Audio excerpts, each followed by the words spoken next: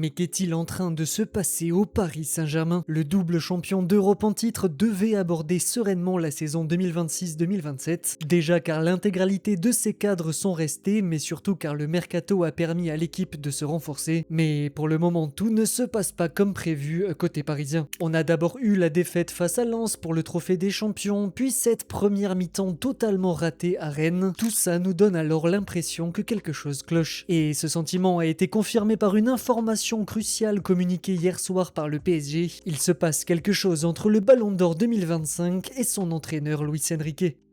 Yo les amis, j'espère que vous allez bien. Et oui, hier soir, on a eu un communiqué de la part du PSG qui nous dit ceci. En accord avec l'entraîneur et la direction sportive, Ousmane Dembélé bénéficiera d'une période de repos ces prochains jours. Il reprendra donc l'entraînement lundi avec l'ensemble du groupe et la première conséquence de cela, c'est qu'il va rater le match de vendredi face à Lille. C'est quand même assez curieux et intriguant de se passer de potentiellement ton meilleur joueur dans un affrontement périlleux à Lille, une très bonne équipe de Ligue 1, surtout quand Luis Enrique a déclaré avant le début de la saison que leur objectif était d'absolument tout gagner, la Ligue 1 comprise. Donc le fait d'écarter Dembélé, est-ce que ça cacherait pas quelque chose en dessous, peut-être un clash des tensions entre l'entraîneur et le joueur? Dans tous les cas, une chose est certaine, face aux Lillois, ce sera bien Ferran Torres, j'imagine qu'il sera titularisé en tant que numéro 9. Lui qui avait déjà remplacé Dembélé à la mi-temps face à Rennes et avait inscrit un doublé, il serait peut-être en train de s'installer tranquillement dans le 11 parisien. En tout cas, il a une vraie carte à jouer et s'il nous sort encore une grosse performance ce week-end, ça va fragiliser davantage la position d'Ousmane Dembélé. Bon, et pour revenir rapidement sur ce communiqué, le fait que Dembélé aurait été peut-être puni par Luis Enrique, plusieurs sources le démentent. Déjà, on entend par des insiders par-ci par-là qu'il n'existerait aucun problème entre Dembélé et Luis Enrique. C'est la version que le PSG veut donc communiquer à ses supporters. Ils ne veulent pas jeter en pâture comme ça le joueur, c'est déjà très sain. Mais quand même, si tu combines tous les événements de cette pré-saison, on avait appris que Dembélé avait écourté ses vacances afin d'être à 100% pour le trophée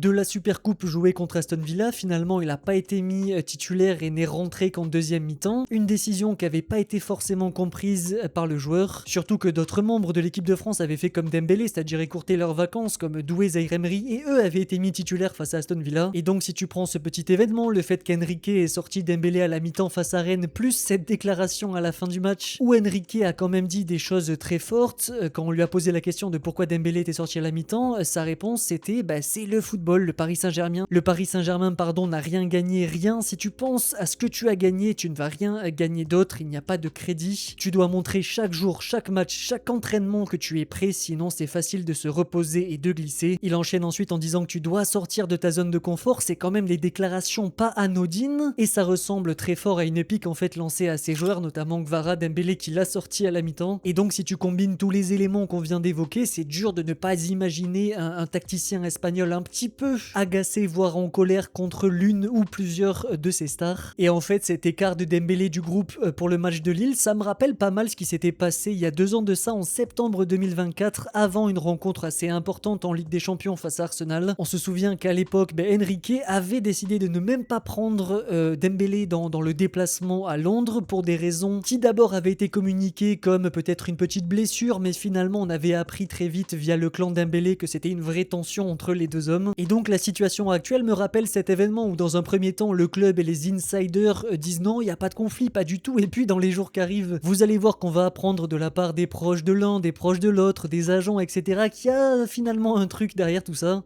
Malgré tout, si je dois être honnête, moi j'écarterais la thèse d'un immense clash, d'une rupture entre les deux, parce que déjà en termes de comportement, dans les quelques minutes, dans les bouts de match qu'il a disputé contre Aston Villa, son entrée face à Lens et même sa première mi-temps face à Rennes, j'ai pas trouvé un Ballon d'Or qui avait un mauvais comportement, j'ai pas vu d'excès d'individualisme, j'ai pas vu non plus un joueur feignant qui refusait de faire les tâches défensives ou de presser, non pas du tout. Par contre, c'est vrai qu'il a été particulièrement mauvais devant le but, particulièrement inefficace, et ça l'entraîneur espagnol peut lui reprocher, y a pas de souci. En tout cas, du côté du joueur, d'après l'équipe, Ousmane Dembélé n'aurait pas compris la fermeté de son entraîneur aussitôt dans la saison après sa mi-temps ratée face à Rennes. Le Ballon d'Or est tout de même conscient qu'il n'est pas encore au niveau athlétique, ce que les données ont confirmé au staff technique. Ça paraît comme ça assez dur comme décision, et c'est vrai que la fermeté de Luis Enrique est assez brutale, mais moi perso je trouve que c'est ultra positif pour l'institution PSG. Il n'y a pas de statut, il n'y a pas de période de décompression, non, il faut performer tout le temps, tous les week-ends.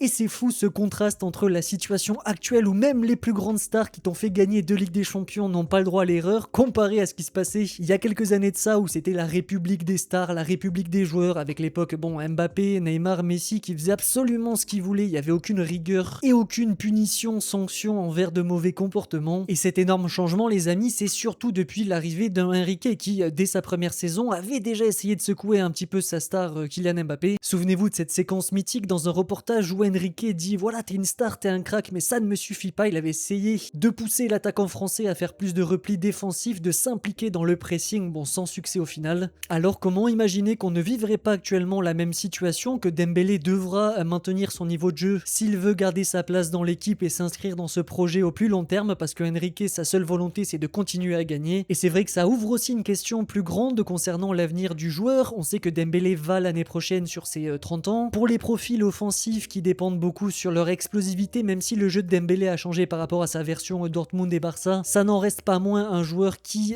brille pas mal par son accélération, ses crochets, etc. Ben là, t'es quand même sur un joueur qui, comme on l'a dit, approche de la trentaine, a le plus gros salaire du club avec un brut à 28 millions à peu près par mois si tu prends les primes, et un contrat qui se termine dans 2 ans, fin 2028. Donc une vraie question se pose, est-ce qu'il faut le prolonger? Je pense perso que du côté du club, il n'y a aucune urgence à le faire, que c'est plutôt Dembélé qui va devoir convaincre l'état-major parisien qu'il mérite de s'inscrire au long terme dans ce projet, sinon pas de soucis, et le mercato va dans ce sens. J'ai l'impression que Paris prépare déjà l'avenir, parce qu'avec ces 3 arrivées de Mika Götze, de Ferran Torres, de Magnus Akliouche, ça montre qu'il y a une vraie concurrence maintenant sur le plan offensif, où en fait les 3 titulaires indiscutables que sont Kvara, Doué et Ousmane Dembélé sont maintenant mis en concurrence plus que jamais. Et pour moi, comme on l'a évoqué en intro, il y en a un qui a une vraie carte à jouer, qui est en train de surfer sur un excellent momentum après son but, notamment en finale de Coupe du Monde, c'est Ferran Torres. Évidemment, on n'a pas la mémoire étriquée, on sait que c'est un joueur toujours imparfait, qui sort du FC Barcelone où il était moqué pour ses ratés, mais ça rappelle dans un sens le destin de Dembélé, qui lui aussi à 26 ans a quitté le Barça, avec cette image de joueur inefficace pour finalement au PSG, dans les mains de Luis Enrique, devenir une machine jusqu'à être Ballon d'Or 2025. Et donc, est-ce qu'on serait pas là avec un destin quasiment similaire à Ousmane, surtout que Ferran et Luis Enrique, si vous ne le savez pas, ont une relation très particulière. Le joueur avait même déclaré à son arrivée au Paris Saint-Germain: pour moi, Luis Enrique a été comme un père dans le monde du football, il m'a toujours accordé une grande confiance en équipe nationale, et même dans l'extra-sportif, je sais pas si vous le savez, mais Ferran a été longtemps le petit copain de la fille de Luis Enrique, donc il faisait quasiment partie de sa famille. Alors est-ce qu'il ne pourrait pas bénéficier de ce petit favoritisme pour s'imposer dans cette équipe tout au long de la saison? J'imagine qu'avec la mentalité de Luis, ça ne risque pas d'arriver, au contraire. Et pour conclure un petit peu cette vidéo, la dernière info qui est sortie de la part de l'insider Jamel, c'est que visiblement il ne s'agit pas d'un problème ou de tension avec Luis Enrique. On espère que c'est cette version la vraie, même si quand tu combines tous les éléments et la frustration en zone d'interview de Luis Enrique après le match face à Rennes, la thèse du petit clash est la plus probable sans que le vestiaire n'ait explosé non plus. Dans tous les cas, on va souhaiter un très bon repos à Ousmane Dembélé et lui souhaiter aussi une très grande saison. Pour terminer cette vidéo, je vais vous poser une petite question. Pensez-vous que Ferran Torres effectivement peut sauter la place du Ballon d'Or durant la saison 2026-2027? Voilà, dites-moi tout ça en commentaire. N'oubliez pas le like et l'abonnement avant de me quitter. C'était Capia, gros bisous.